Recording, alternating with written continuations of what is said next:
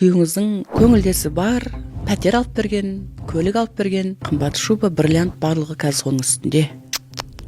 Маған өте ауыр.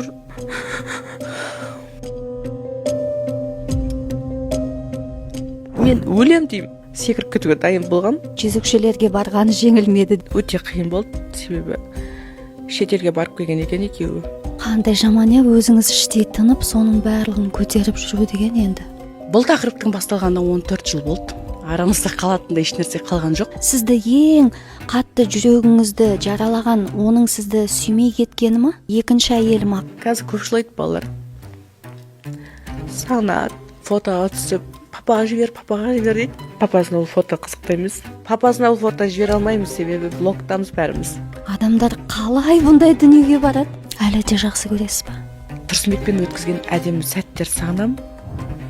Махаббатқа толы жылдарды сағынам. Кездесейік деп жаздым, себебі мен оны сағынып тұрам.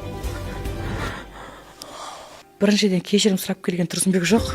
Сонымен Тұрсынбек Қабатовпен заңды түрде ажырастыңыздар ма? Бір күні SMS келді Тұрсынбектен. Сонымен не істейміз, ажырасамыз ба деп.